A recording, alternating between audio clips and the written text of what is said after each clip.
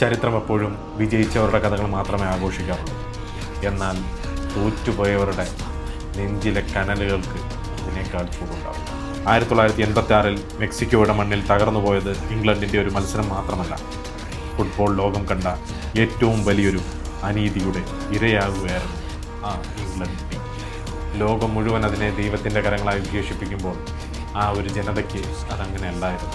ഒരു റഫറൻസ് പിഴവിലോ നിർഭാഗ്യത്തിലോ ഒതുങ്ങുന്നതല്ല അന്ന് England team അനുഭവിച്ച വേദന. കളിക്കളത്തിലെ മികവുകൊണ്ട് മാത്രം വിജയിക്കേണ്ടിയിരുന്ന ഒരു സുവർണ തലമുറയുടെ വിധിയാണ് അന്ന് എഴുതി തള്ളിയത്, ഒരു കറുത്ത ദിനമായി മാറി. പക്ഷെ വീണെടുത്ത് നിന്ന് എഴുന്നേക്കുന്നതാണ് സിംഹങ്ങളുടെ ചരിത്രം. ആ 40 വർഷത്തെ നീറ്റൽ അവസാനിപ്പിക്കാൻ ഇംഗ്ലണ്ട് പട വീണ്ടും വരികയാണ്. ഇത്തവണ പോരാട്ടം വെറും കളിക്കളത്തിൽ മാത്രം ഒതുങ്ങുന്നതല്ല. ഫിഫയുടെ തീരുമാനങ്ങളും ടൂർണമെൻറ്റിലുടനീളം അർജന്റീന ടീമിന് കിട്ടിക്കൊണ്ടിരിക്കുന്ന അനാവശ്യ ആനുകൂല്യങ്ങൾക്കുമെതിരെ ലോകമെമ്പാടുമുള്ള ഫുട്ബോൾ പ്രേമികൾ ഒന്നടങ്കം ചോദ്യങ്ങൾ ഉന്നയിച്ചുകൊണ്ടിരിക്കുന്ന ഈ സമയത്ത് തന്നെയാണ് ഇംഗ്ലണ്ട് അർജന്റീനയ്ക്കെതിരെ പോരാടാൻ വേണ്ടി ഇറങ്ങുന്നത്. അതിൽ എല്ലാമുണ്ട്. കളി നിയന്ത്രിക്കുന്ന ആ കറുത്ത കരങ്ങൾക്കെതിരെ കൂടിയാണ് ഇംഗ്ലണ്ട് പോരാട്ടത്തിനിറങ്ങുന്നത്.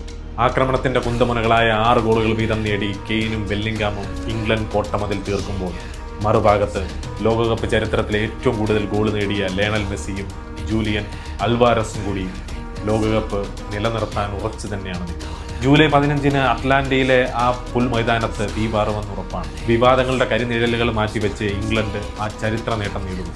അതോ ആരോപണങ്ങളെ കാറ്റിൽ പറത്തി അർജന്റീന ആധിപത്യം തുടരുന്നു? ചരിത്രം തിരുത്തുമോ അതോ ചരിത്രം ആവർത്തിക്കുമോ? കണ്ടു തന്നെ അറിയാം.